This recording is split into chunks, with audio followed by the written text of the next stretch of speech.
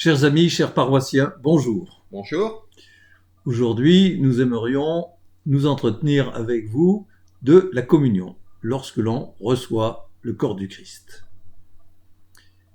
Alors, vous le savez, à l'heure actuelle, au moins pendant ce temps de confinement, nous recevons la communion dans la main. Eh bien, c'est cette communion dans la main que nous aimerions pouvoir vous parler ce matin avec vous. Voilà, parce que de fait, ce geste est un geste important, à la fois pour des questions pratiques, mais aussi pour des questions de sens de la réception de la communion. Et c'est un geste qui n'est pas anodin. On le fait peut-être de manière très routinière, par habitude, et pourtant il ne faudrait pas, car c'est vraiment la manière dont nous recevons Jésus qui est en jeu. Alors, Oui, de fait, c'est toujours bien. D'ailleurs, vous le savez, dans l'Eucharistie, nous passons notre temps à le répéter.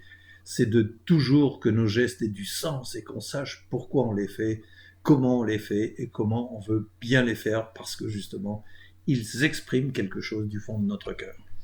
de fait, je le disais, il faudrait que ce geste soit pratique, à la fois pour vous qui allez recevoir le corps du Christ, et à la fois pour nous, pour vous le donner dans de bonnes conditions, sans avoir peur que l'hostie tombe.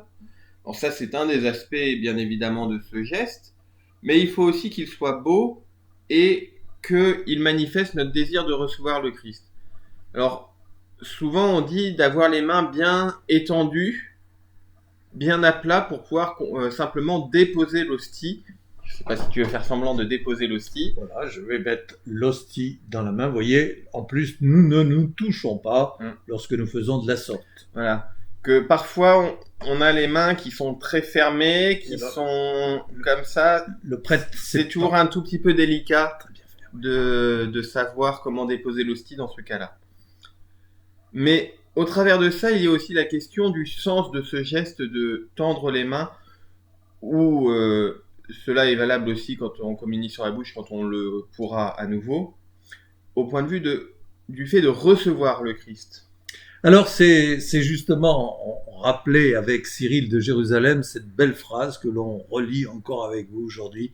Fais de ta main gauche un trône pour ta main droite, puisque c'est celle-ci qui doit recevoir le roi, et dans le creux de ta main reçoit le corps du Christ en disant Amen. Voilà l'Amen en question.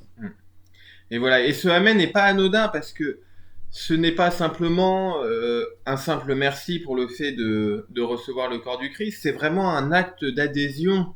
Le Amen, c'est vraiment oui, je crois. Et je crois que ce que j'ai reçu, c'est bien le corps du Christ. C'est-à-dire que ce que me dit le prêtre quand il me dit le corps du Christ, ce n'est pas... c'est quelque chose auquel je crois de tout mon cœur.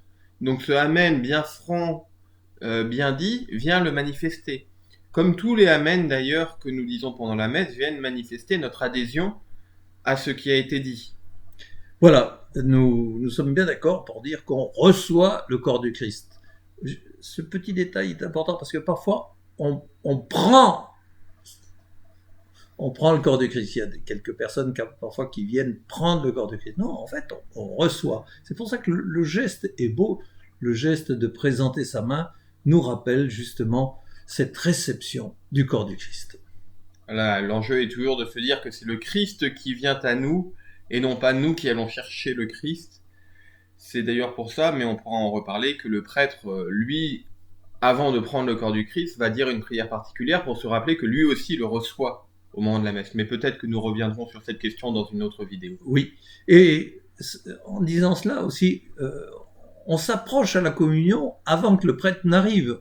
C'est pas le prêtre qui doit attendre que les paroissiens arrivent à la communion, mais la procession de communion se forme déjà de façon à être devant le Seigneur lorsqu'il s'approche de nous. Voilà, frères et sœurs, je pense qu'avec tout ça, nous continuerons à vivre de grands moments justement dans cette rencontre avec le Christ à travers la communion. Bonne journée à tous et à très bientôt pour une nouvelle vidéo. Au revoir.